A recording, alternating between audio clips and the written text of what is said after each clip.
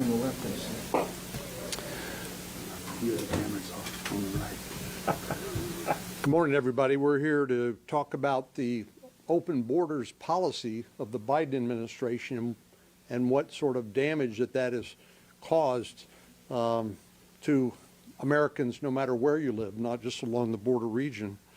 In particular, I want to emphasize the concerns I have, and I think average Americans would also have, about the 300,000 children who've been placed with sponsors by the Biden administration's HHS, Health and Human Services, or Office of Refugee Relocation.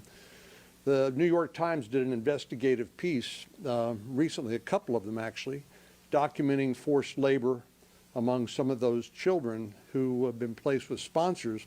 But one of the most shocking statistics that was revealed in those stories, that of the 300,000 children who've been placed with sponsors in the United States, not necessarily relatives, could be a parent, could be a distant relative, but could just be a foster home, that in 85,000 of those placements, the 30-day wellness call that is typically made by the administration went unanswered.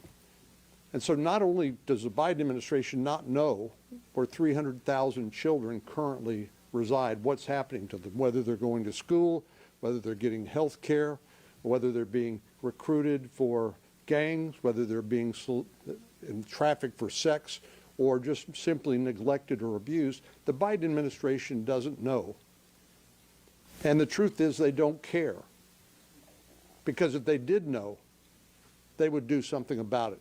But they refuse to do so, even though, as the New York Times documented, high-level officials like Marty Walsh, the former Secretary of Labor, Susan Rice, former domestic policy advisor, among others, were told about what was going on and yet refused to do anything about it.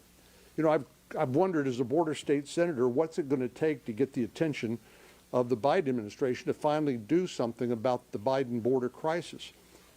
Well, obviously 300,000 children who are in the United States that they don't know what they are or what's happening to them, what their circumstances are. That's not enough to move them.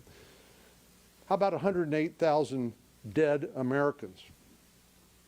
Dead because they consumed some of the drugs that are smuggled across the southwestern border, including 71,000 from fentanyl. I've gone to high schools, I'm sure my colleagues have too, and grieved with the parents and school officials over kids who thought they were taking a Xanax or a Percocet, but in fact were taking a counterfeit pill laced with fentanyl, enough to kill them.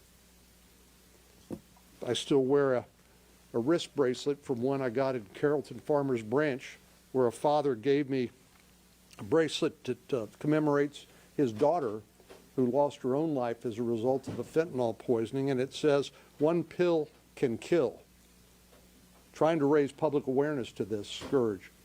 So if 300,000 lost children won't get the Biden administration attention, how about 108,000 dead Americans?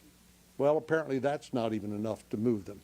Finally, let me just say, even the Attorney General of the United States acknowledged that the mass migration of individuals across the border was really part of a larger game plan.